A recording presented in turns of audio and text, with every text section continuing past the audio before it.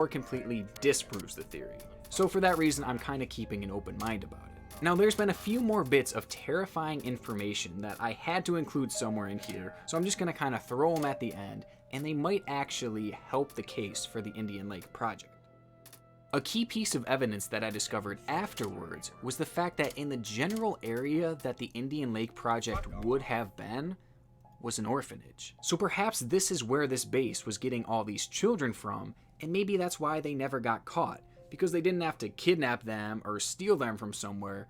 They had a steady supply of them right at this orphanage, which that adds a whole nother dark layer to an already dark situation. But it does kind of tie things together if this project was actually real. Now this last bit of information may be unrelated, but it's one of those things that I got. In the span of about 2 years in John's investigation, 3 separate people had gone into the woods near Indian Lake, and they all literally vanished.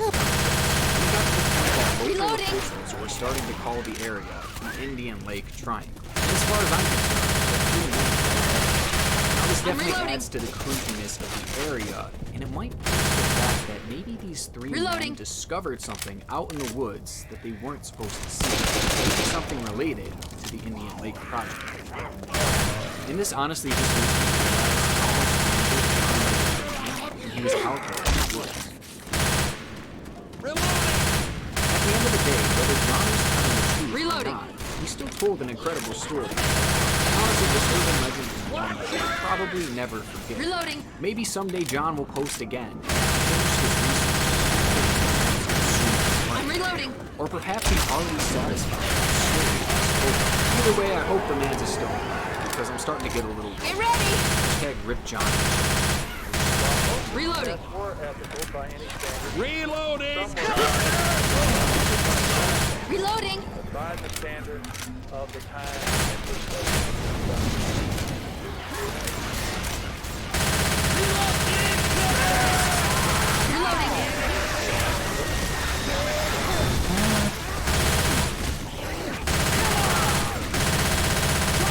Reloading! We burned the path! Reloading! Jameson as odd. There's a lot of... I'm reloading!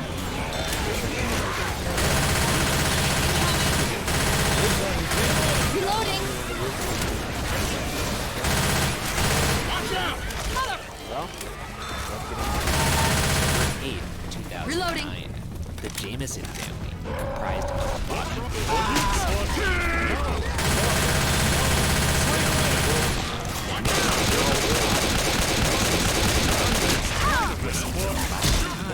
I'm reloading!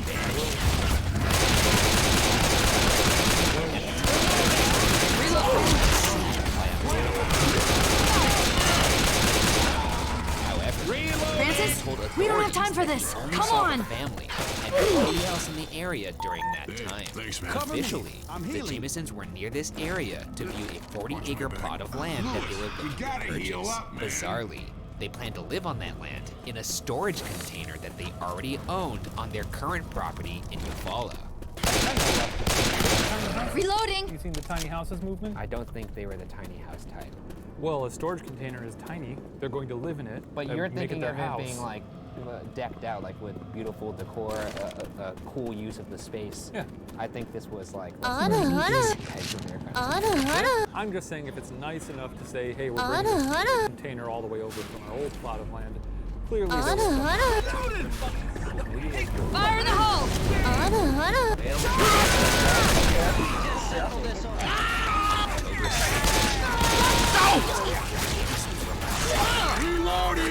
Major discovery in the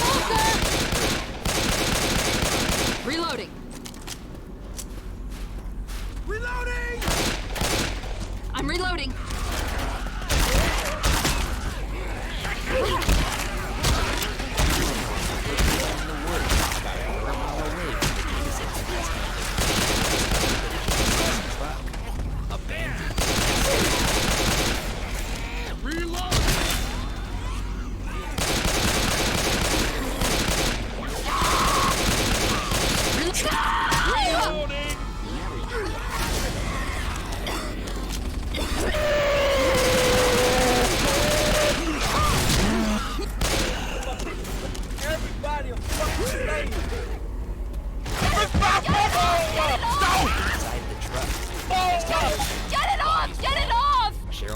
Please cover me. Jackets, a GPS, Bobby's cell phone, $32,000 cash in a bank bag, stacked Grenade! below Jameson, and finally, Jameson's pet dog, Maisie, who was malnourished and incredibly still alive. Bobby's cell phone found in the truck contained a photo of his daughter Madison, which was believed to have been taken the day before he disappeared. One key observation was that the truck showed no evidence of any kind of struggle. Former Latimer County Sheriff Israel Beecham would eventually state, quote, "I think they were forced to stop and got out of the truck to meet with someone they recognized. Pills And here. I think they either left willingly or by force," end quote. Weapons over here. Signs of leaving on their own accord. They seem like off the grid. They live in a storage container. Though, Reloading. if you were leaving willingly, why wouldn't you take your The airport. Reloading. There will be You bring that dog with Over. the dog it is. Behind you.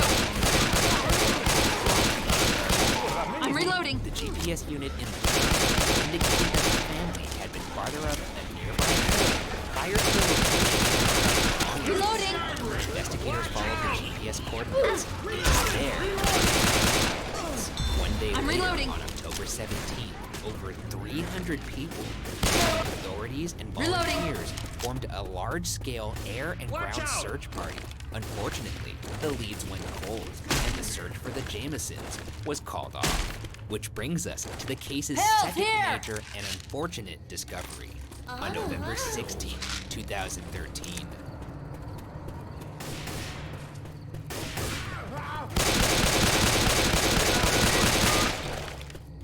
Reloading!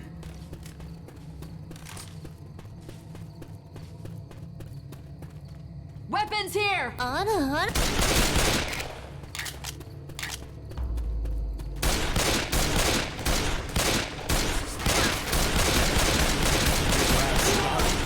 Reloading. Three bodies of 2 adults and 1 child. Reloading. Discovered less than 3 miles away from where the Jamesons had disappeared over 4 years earlier.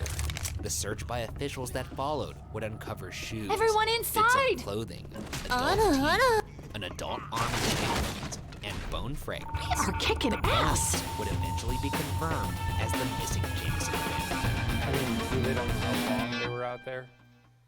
I guess not, because you would think they would have found it in the initial search, because if it was only, it was less than 3 miles away from the truck, Though I've said this before, the wilderness is big. the wilderness is The big. wilderness is But- big. You miss things. I guess, but not when you have a starting What do you point. say? A Ready? radius of 5 miles, anything within that. You think maybe they were hiding when the search was going on? Oh, for maybe up on, people? climbed a tree or something. Why would they do that? The Oklahoman State Medical Examiner, Dr. Joshua Lanter, reported that a cause and manner of death were unknown, possibly due to the fact that the skeletal remains weren't complete. Lanter stated that there was no evidence of trauma, though it couldn't be fully ruled out due to the incomplete remains. Lanter also could not rule out disease. There was also evidence of posthumous damage by animals. Lanter's final report on the case states the deaths occurred under suspicious circumstances. This is a morbid thought, but I've always thought that it would be nice to be given back. Oh, to the earth, like a recycling kind of thought. Yeah.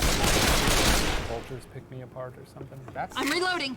well, that. After I die, I don't want to. Well, I mean- I don't want to be like, oh, I'm feeling old. Let me go lay out. No, but when you said that, I was picturing dying and then my body.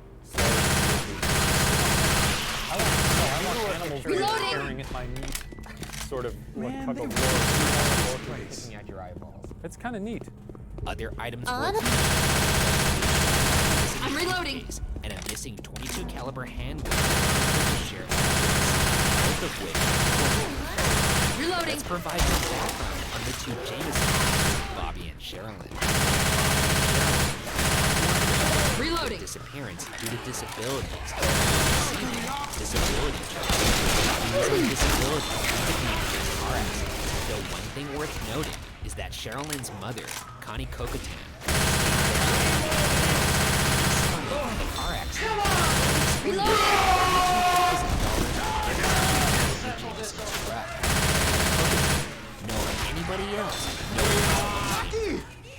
sheriff, Israel Beecham, while on the investigation, stated that their quote doesn't appear to be any signs that the Jamesons were in trouble or looking to start a new life.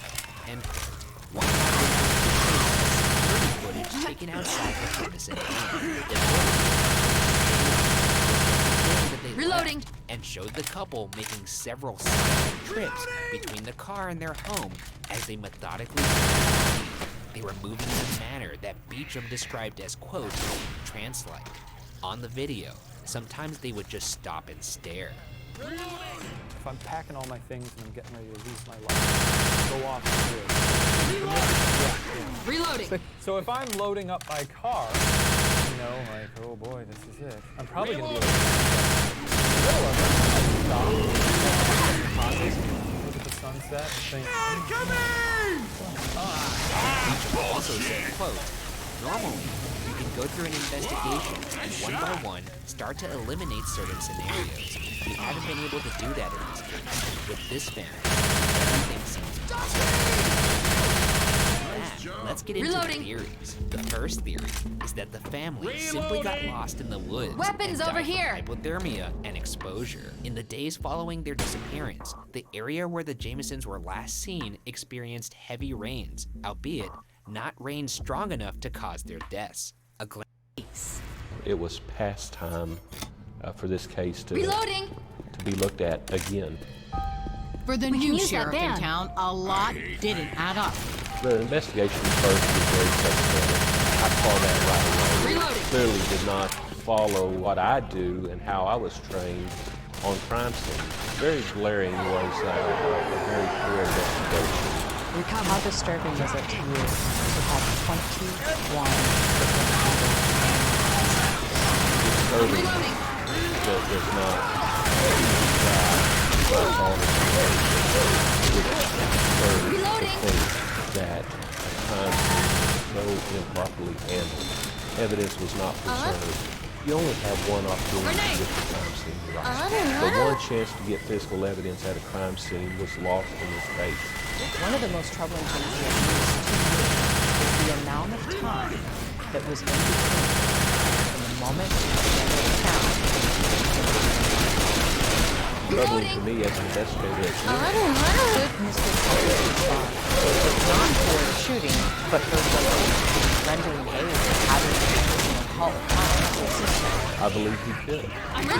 Any time a person does not act and it results in another person's death, you know, at the least it could be a manslaughter or even a second-degree type of a murder charge. So where is Robbie Tucker these days? Mr. Tucker was charged with shooting with intent to kill, as well as aggravated assault and battery. Against his then-girlfriend? Yes. That's right. In a separate case, Robbie Tucker has been arrested. Accused of shooting a different girlfriend. What did you think about that? Not surprised then? I'm surprised it took as long as it did for him to do something like that to somebody else. Robbie Tucker has pled not guilty to those charges. On the other side of this door, right behind these bars, Robbie Tucker is being held without bond. We sent him a letter. We want to hear his side of things, but unfortunately, Robbie is Mr. Tucker considered a person of interest or even a suspect in Shannon's case? Of course, anyone present in a suspicious death investigation is a person of interest to me. To call Mr. Tucker or anyone else present during Shanna's death a person of interest. Weapon's over here. Any of Mr. Tucker's family members considered a person of interest to you? They all interest me because at some point they became involved in this death investigation. We wanted to talk to Robbie's father, David Tucker, and his stepfather, defense attorney Robert Rennie Jr., both of whom were at the scene at the time. We emailed and called them several times and tried to talk to them in person, but they never responded to any of our attempts. Right now, today, you are ready to move forward. Anything that can help you. The opening has led us to new information. We have found additional physical evidence that warrants this investigation being reviewed by a prosecutor. it's significant evidence. And the turners, who will never stop fighting for justice, have a $100,000 reward for the person with information leading to the arrest and conviction of Shanda's killer. All 30 years, one of the things it's concerning how could we not do this? That's right. We're not there enough.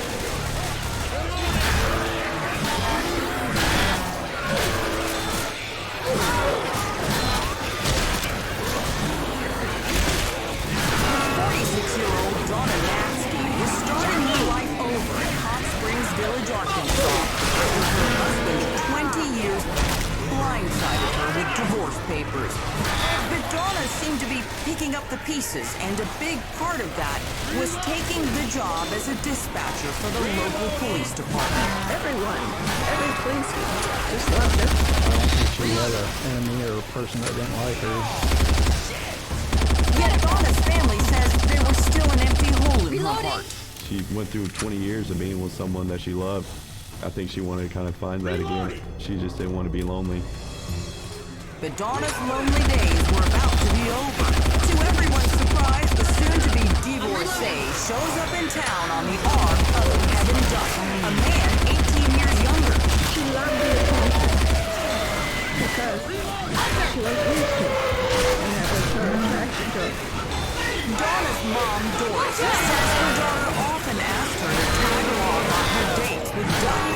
She would, Mom picked me up and take me to so-and-so. I'm supposed to meet Kevin, so she'd go with me.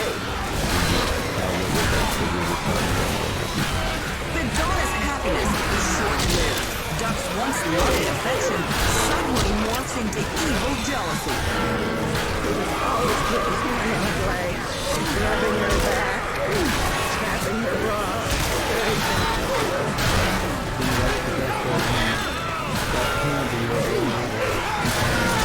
Donna begins going out of her way to avoid Duck. Her attitude toward him changed right then. There was even gossip swirling around the village that Donna had started dating a cop she worked with at the police department. Everyone was expecting Donna to dump Duck once and for all. But he wasn't about to let that happen. She came home from work and he was moved in. Doris says Donna was furious. Her divorce wasn't even final yet, and Duck moved into her home without asking. She was appalled, but he wasn't about to move out because he had given up his townhouse. Duck tries to win Donna over by showering her with lavish gifts, even buys her a car. I felt that Donna was smart enough that she'd see through him too. But for some reason, to everyone's surprise, Donna doesn't throw him out. In the back of my head, I'm saying, you know, there's just something not right.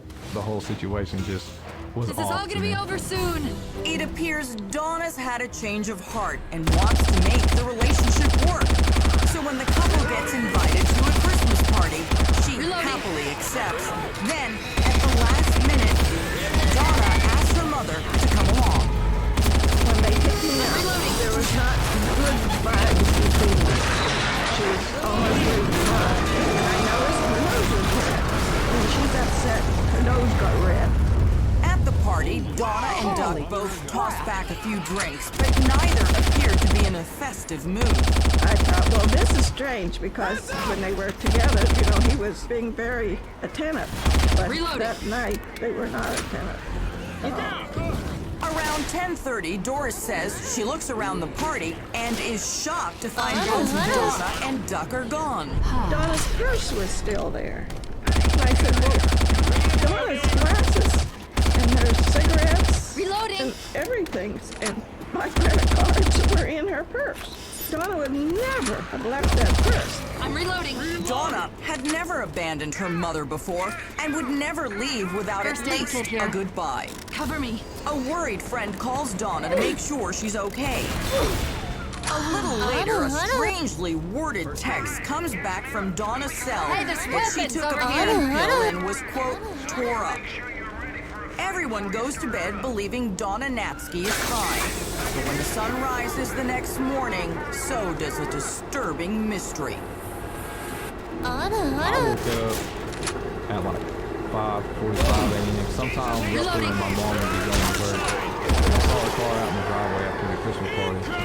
A friend then spots Donna's car speeding through the village toward her office. People saw it driving roughly around 6 a.m. that morning.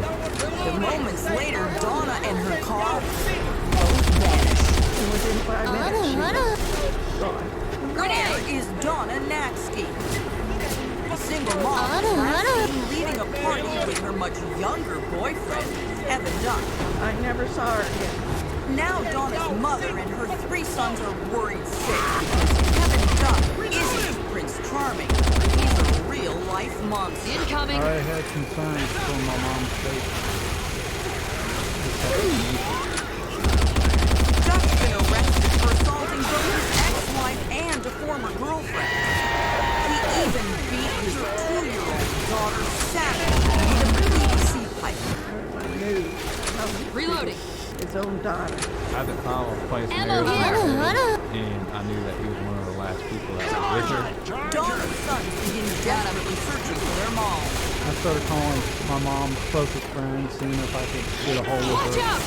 Adding to this concern, Donna's best friend tells them she got a cryptic misspelled text from Donna saying she left the party because she was tore up after taking a pain pill.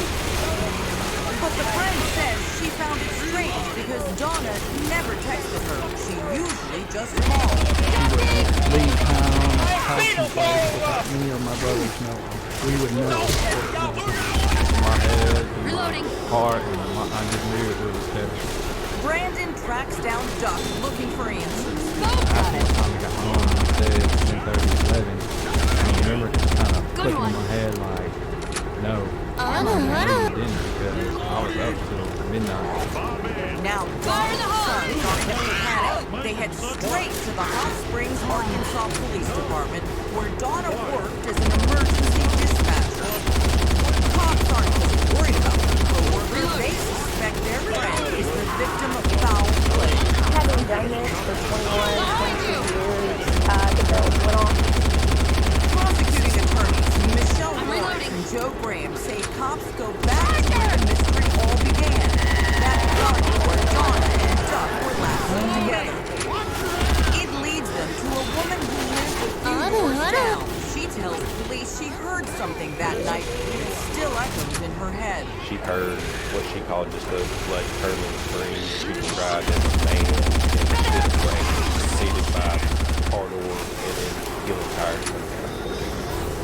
Now cops are wondering if Duck's violent behavior has escalated to murder.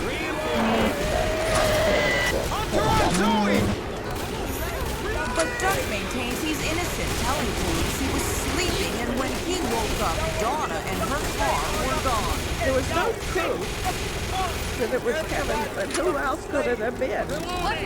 Days pass, still no sign of Donna. But this case is personal for the Hot Springs Police. Everyone at the place just knew when she was missing. She was one of our own. And so I think that motivated law enforcement to turn over every law investigation. Finally, a possible break. An emergency call comes in from a park ranger reporting a car fire leads to the car Duck gave Donna. The flames were still going at the time the Forest Service found. Smoker! Completely engulfed in flames, and they just let it burn out. It was burned. When the flames finally die down, investigators carefully sift through the ashes, expecting to find Donna's body inside. But there's no one in the car. So at that point in time, as a law enforcement individual, you go to, something's not right here. Something doesn't make sense here. Is it possible Donna's torched the car to throw Kevin Duck off the trail in a desperate attempt to escape from him? Or was the fire set to cover up a horrible act of violence? You want to have hope, you want to have faith, you responder, you see something like that, you know that there's a reason that the car was burning. You know that there was a reason that the Cops immediately launched ground searching the area surrounding the burned car. Word got out pretty well about it. People coming out to help. finding Donna alive. We can get on the plane. Let's go. Let's go. Mom's out there somewhere. Cold outside, and every day that it was raining, I was sitting there and thinking, like, I don't know what to do. Trying to look for the next trying to find it. Someone on tonight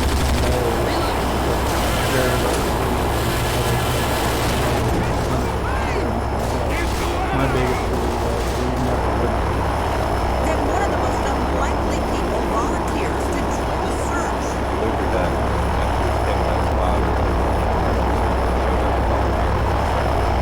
Duck's dad tells cops he believes he knows exactly where to find Dawn. Luther had volunteered to search a certain portion, and his reasoning was this was a portion that was very close to where the childhood home of Kevin Duck was, where Luther Duck had raised him. Luther specifically wants to search a pond that he used to take Kevin to when he was a young boy. Kevin spent a lot of time there. He said if he's killed her, that's where she is.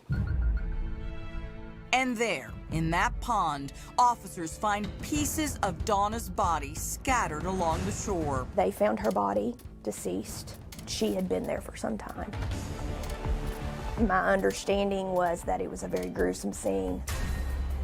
Donna's remains paint a painful picture. The coroner determines she was brutally beaten, but that's not what killed her. From what the medical examiner told us was that she did receive blunt force trauma, but at the time that she was dumped into the pond, she was still alive, and she drowned. Just something that just takes your breath away. It's just something that you just won't believe, like what happened in a nightmare. Donna's boys and the cops are more convinced than ever Kevin Duck is the killer. We had intuition that Kevin Duck was the Let's do it. suspect, but of course we have to prove it beyond a reasonable doubt. Donna's naked body was so badly decomposed, cops had little to work with. Luckily, they find her clothes strewn throughout the forest, and there, on her bra, DNA evidence that cops hope will confirm Kevin Duck is their killer. There was a mixture of DNA. Part of the mixture was Donna, which was completely expected on her bra. The other part of the mixture was a male profile. There was no doubt in my mind that Kevin had killed my mother. But hold on, the results are in, and cops are stunned. It's not his DNA. There was little doubt in anyone's mind who brutally beat and murdered Donna Nasty. It was unequivocally Kevin Duck. Donna was last seen leaving a party with Duck. That was the last time we saw Donna. A neighbor reported hearing a blood-curdling scream at the exact time they left the party. She heard a scream that sounded like an This way. animal. And it had to be Donna. Duck blatantly lied to Donna's son about what time he died. I knew it was him, and I had no intentions of looking any other direction. And Duck's own father even led cops to Donna's body scattered around a remote pond in the forest. Kevin's dad was telling the cops where to look when we were trying to find Mom. But prosecutors had one big problem with a key piece of evidence. DNA found on Donna's bra at the crime scene. There was a mixture of DNA. Prosecutor Joe Graham over won't be here. specific as to what kind of male DNA was found, but just reveal one thing. We collected samples from Kevin Duck to have analyzed. It's not his DNA. And if not Kevin Duck's DNA, whose is it? Prosecutors tell Crime Watch the sample doesn't match anybody in the national DNA data system. So the question now, who was with Donna when she was murdered? There was no doubt that whomever's DNA was on the body. Lay it! Lay it! Lay it! Brian Johnson, Lay it! Rather than Kevin Duck, they say that mystery DNA along with some clothing found in the crime scene prove Kevin Duck didn't do it. There was also clothing on the fence out there that they could not match back to any of Mr. Duck's clothing. Duck maintains he was at home sleeping the night Donna was murdered. Tells detectives he remembers Donna saying she was going back to the party after he went to bed. Donna was going to head straight back to the party, get her mother, and take her back to her vehicle or stay at the party for a little bit longer. Yes, safe But house, right Donna up ahead, boys. never We made made it. There was obviously another person that came into contact with her. Investigators Hold look at on. Donna's soon-to-be ex-husband, Todd First Nash. aid. I mean, obviously, you got divorce going on. Apparently, Todd had sued Donna's mother about some money issues. So we certainly thought that Todd would be a suspect. But Todd has an alibi, and it's rock solid. Todd Natsky had a completely airtight alibi. One of their children was with him. His then girlfriend was with him during all the times that this could have happened. Then Duck makes a jaw-dropping accusation, pointing the finger right at Hot Springs' top cop. Kevin had also heard that the chief of police was having some type of relationship with Donna Natsky. Remember, Donna was a police dispatcher and worked with Chief David Flory at the Hot Springs Police Department. We had been approached by a couple of police officers that were under the chief's control and who had said that they believed that there was an affair that was going on. Police Chief Flory vehemently denies the accusation and voluntarily submits his own DNA sample. They did a DNA test and it didn't match. For months, the DNA remains a mystery, and so does the identity of Donna's killer. But her co-workers refuse to give up until they find the real killer. This one was very personal for the Hot Springs Village. This was one of their dispatchers. This was one of them. We definitely paid attention to it to make sure justice would be done. Then an unexpected witness comes forward, Kevin Duck's ex-wife. She tells detectives a story that sends chills down their spines, revealing Hold on, let me an patch eerie, you up. familiar story about how Kevin Duck brutalized and then left her for dead. He had okay. beaten her up, taken her out into the middle Let of me the patch woods, you up. and just left her. Now investigators can't help but wonder if their initial suspicions were correct. All of the signs pointed to Kevin Duck. But could they prove? They began interviewing anyone and everyone in the timeline from when Donna had last been seen. One of the people who'd worked with him said they had noticed him checking various things on his work computer, the weather, the Greyhound bus schedule to Canada, a few other things that just struck him as odd. They interviewed the employer for Kevin Duck, who articulated that that morning he was supposed to be at work at 8:30. He did not show up until about 10:10 a.m., which was late for him. So where was Duck the morning after Donna disappeared? On a hunch, cops subpoena cell tower records in the area to track the location of Duck's cell phone during the hours Donna went missing. The results were not good for Duck. Cell phone analysis showed that he could have been within 200 yards from where the car ended up burned out on a very remote National Forest road. Shortly thereafter, they located his phone.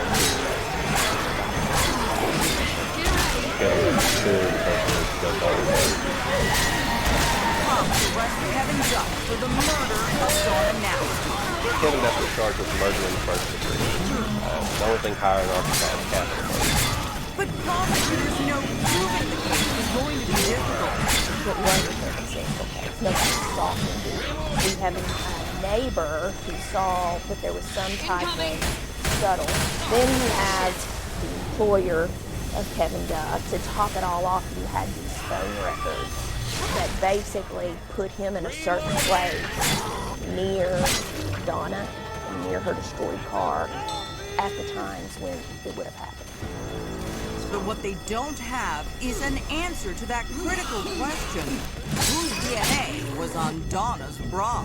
At the very least, it tells you that somebody else was present there. The real physical evidence of this case points to somebody besides Kevin Duck. Despite the mystery DNA, Kevin Duck is charged with murder.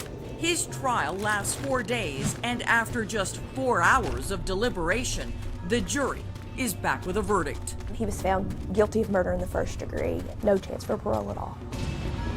The mystery of the DNA may never be solved.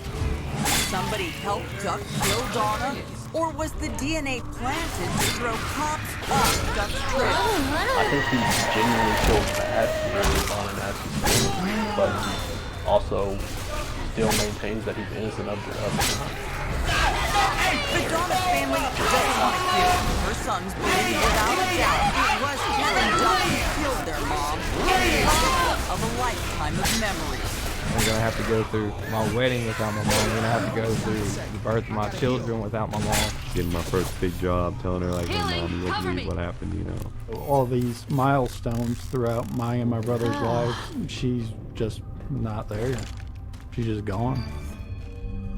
And Donna took a big chunk of her mother's heart with her. It wasn't right. Because she wasn't supposed to go Weapons first. here! So, I really miss her.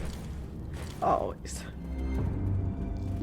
During the sentencing hearing, Duck's brother testified that Kevin became very violent when he was 7 years old, even faking his own suicide by firing a shotgun in his bedroom.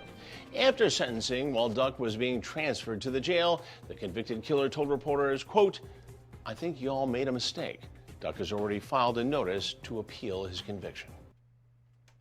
Yeah, wait, didn't he just like, was he confirmed to not have any involvement with the crime at all? So yeah, I think yeah.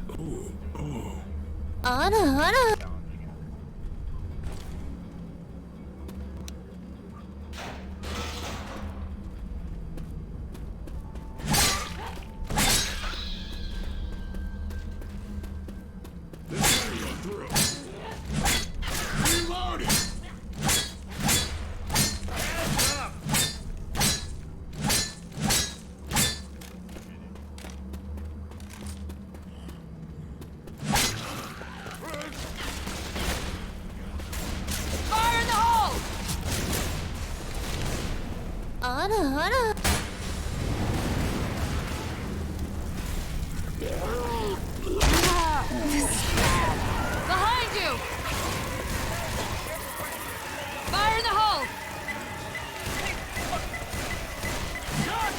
Reloading! What the fuck, man?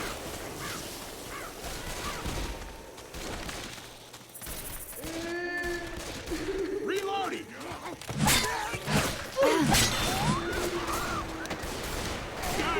Sweet shot. Don't make Coach angry.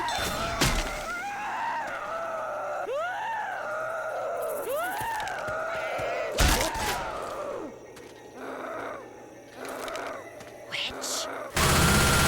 The witch. I'm down! How bad is it? You're fine. Reloading! Thanks.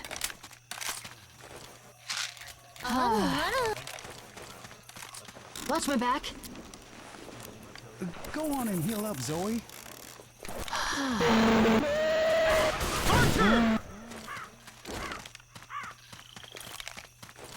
Bet we can get to the tracks from that building.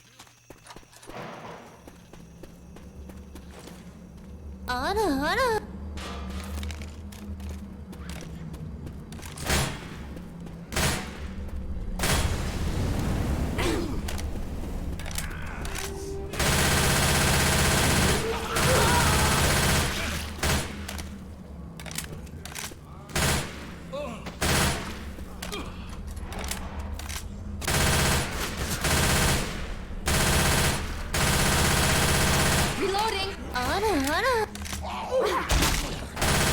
There's our train tracks.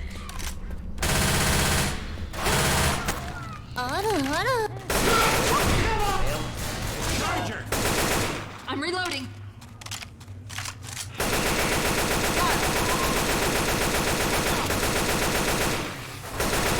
Reloading.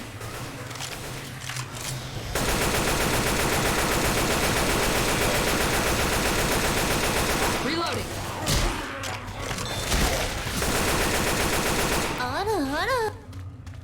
Grenade!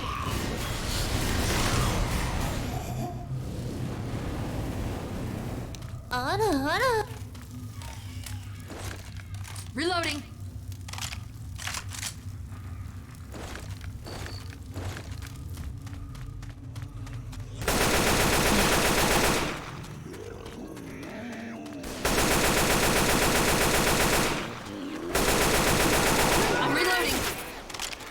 Reloading.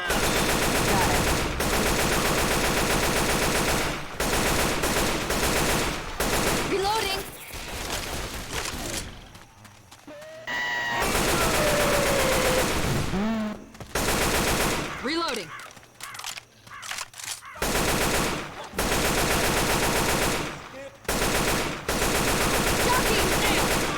Nice one.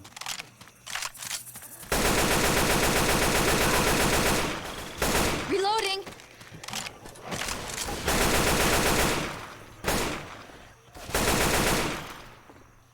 Weapons here. Reloading.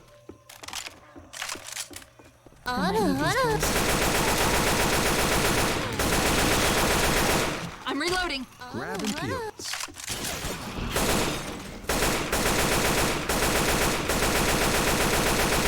Reloading. Grenade.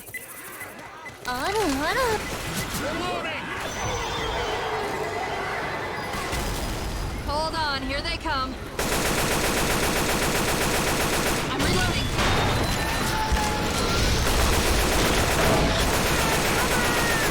Come on.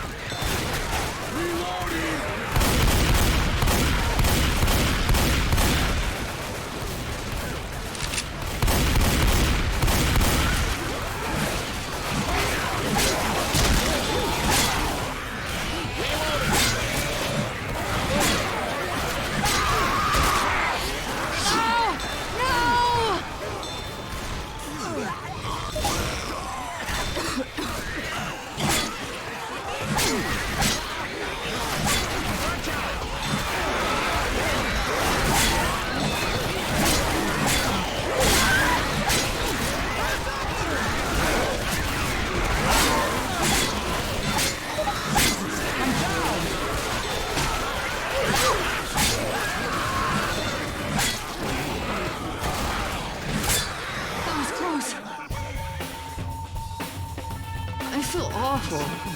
Francis, you should use your med kit. No, I should have a fucking health upgrade or heal. There you go. Yeah, I'll get them right eventually.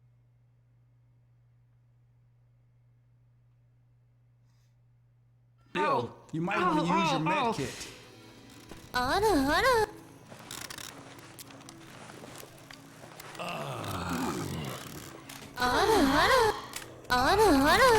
Reloading. I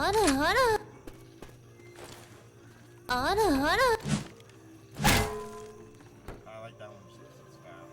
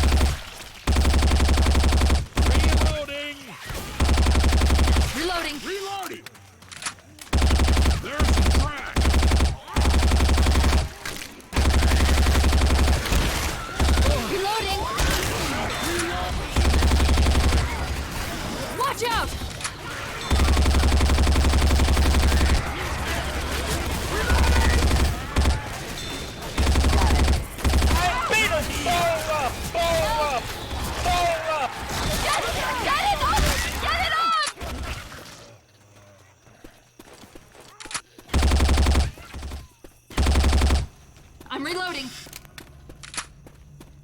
Reloading.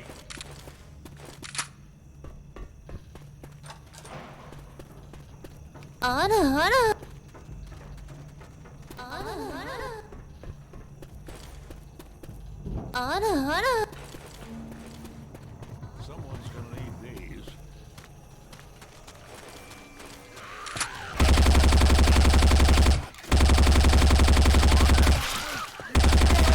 Reloading.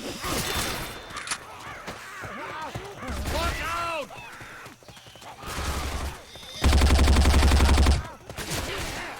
Reloading.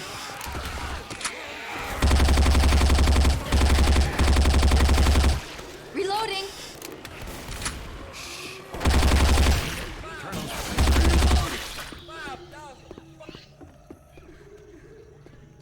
I'm reloading.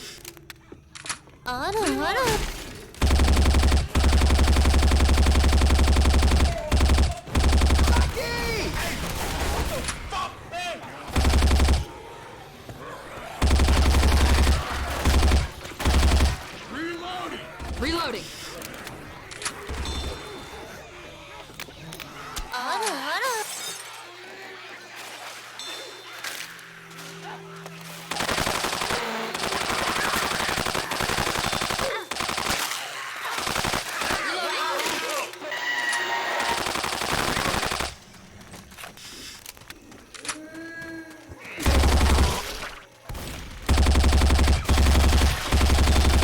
I'm reloading.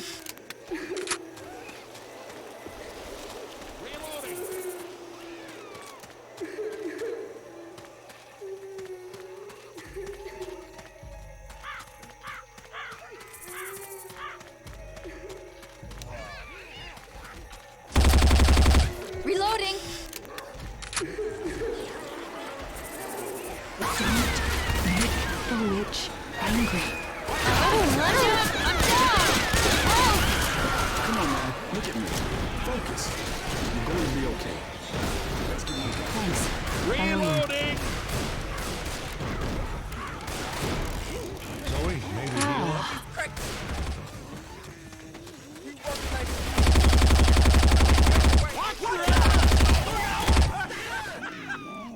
Reloading.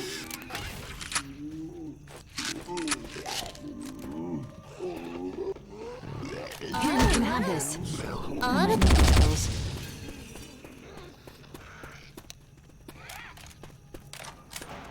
Reloading.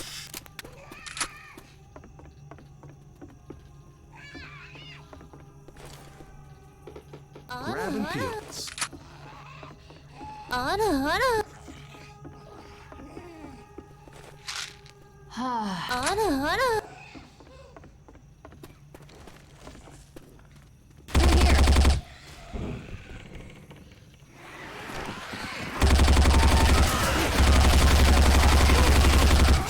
Reloading.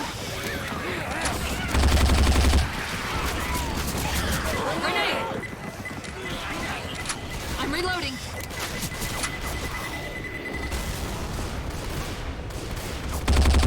Safe house ahead. That was great. Reloading.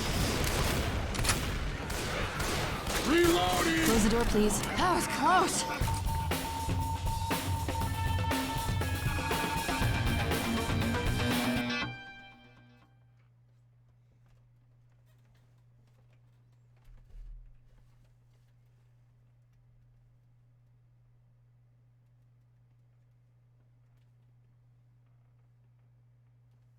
I'm ready. You ready?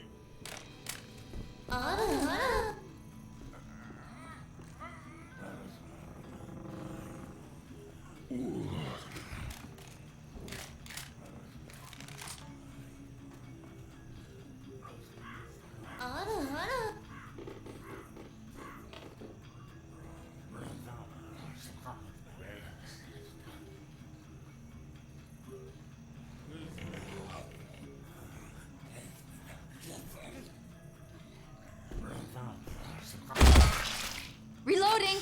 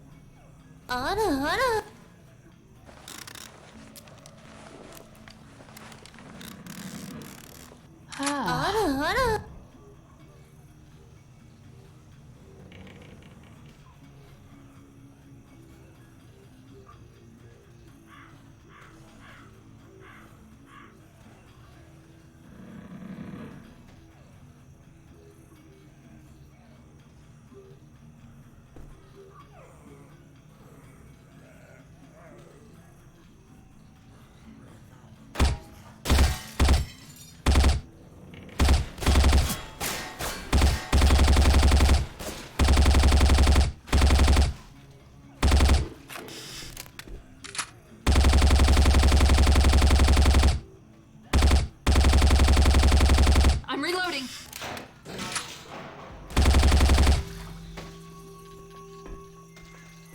Reloading.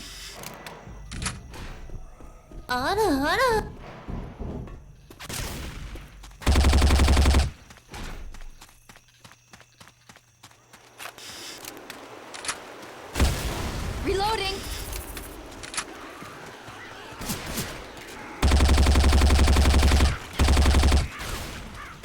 Reloading.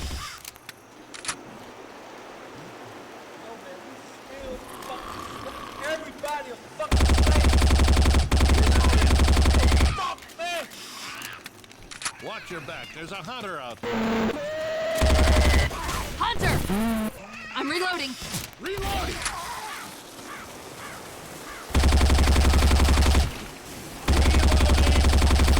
Reloading.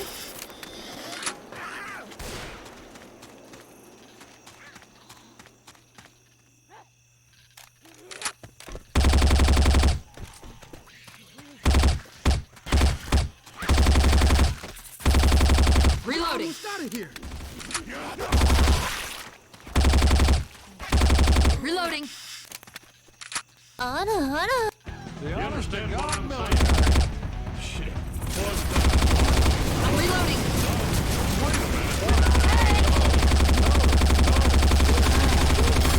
Reloading. Reloading!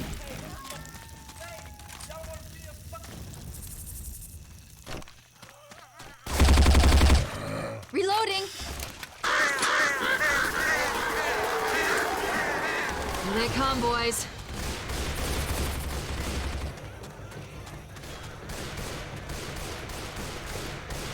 Reloading!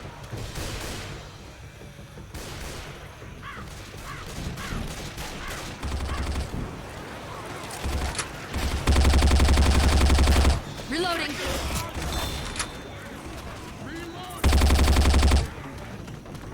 Reloading.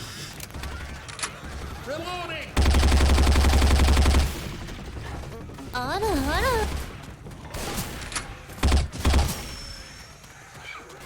Oh, will you knock it off?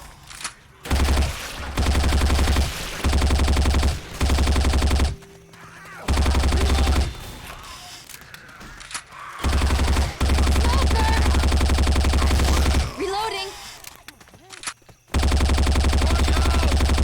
Reloading! Get to the farmhouse!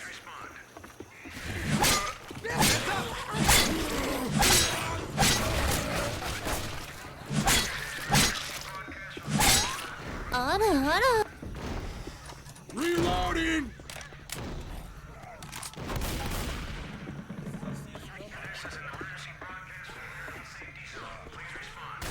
Reloading!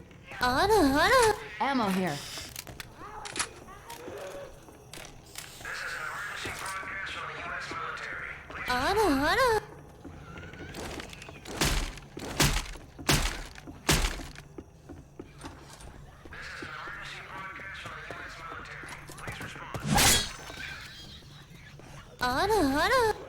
Hold up.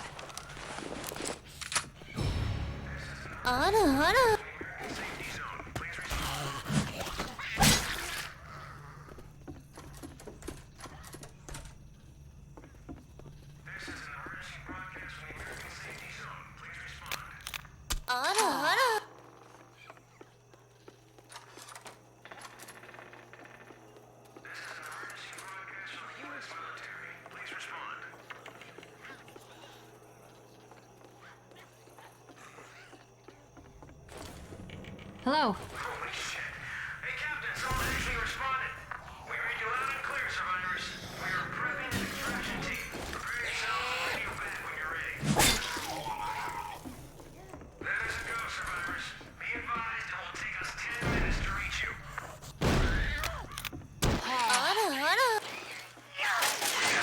Okay, guys, I call for a truck. Here. Grenade!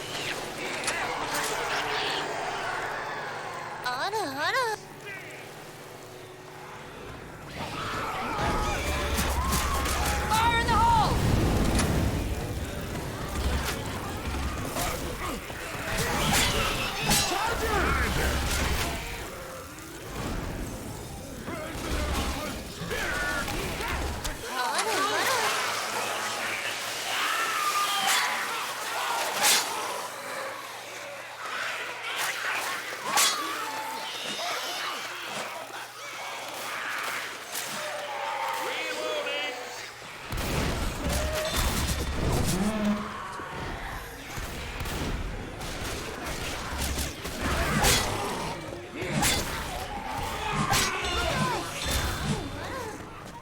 Smoker!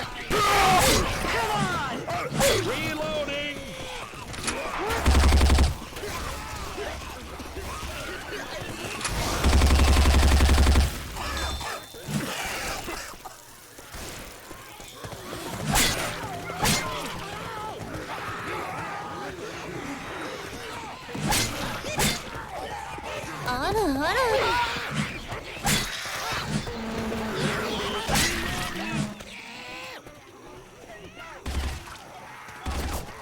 Watch out!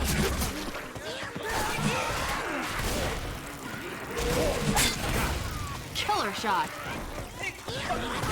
Watch out! Look out!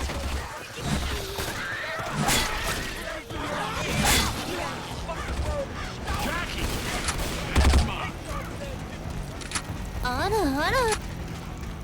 Reloading!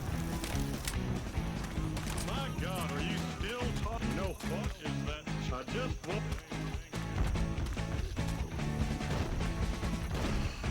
Stop making no! Who the hell? Who you know? No! No! No! Wait a minute! Reloading! What? Reloading. No! Reloading! No!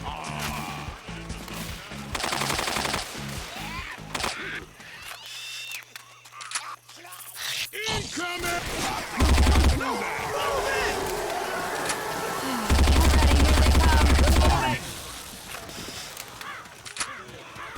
Cover me.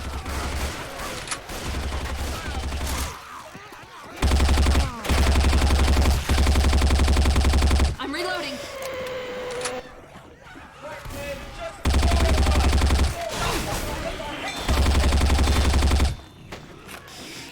Hello, here.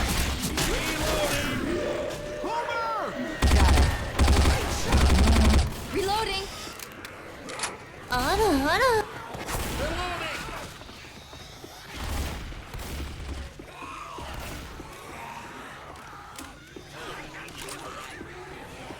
Reloading!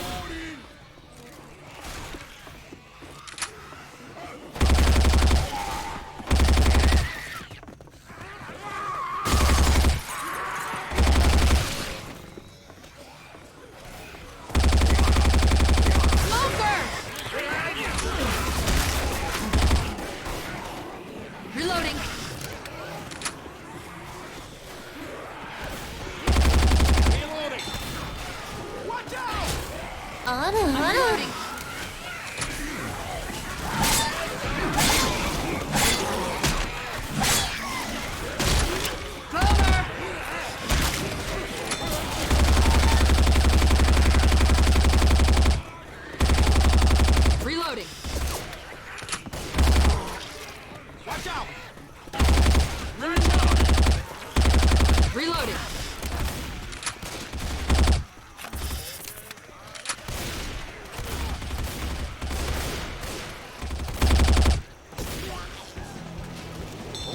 I'm reloading.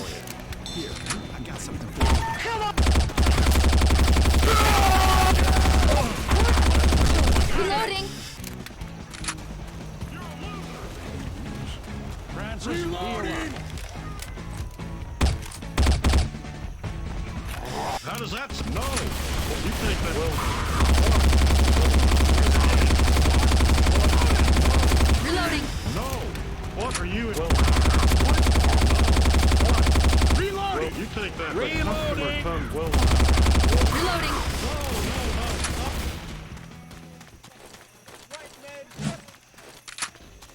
The truck's here. Let's go. I forgive you, Armin. I love you guys.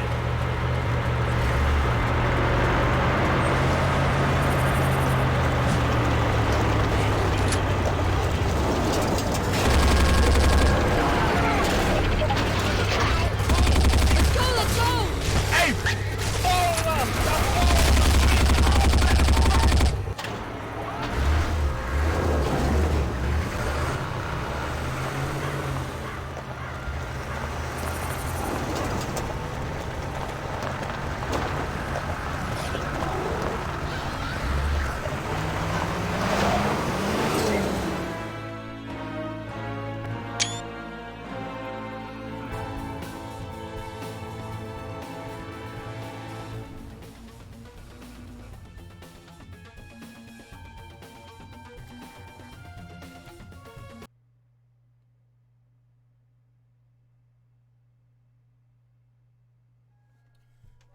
That's about it, isn't it? Yeah, it's pretty much it. Alright, so see you in Vermintide.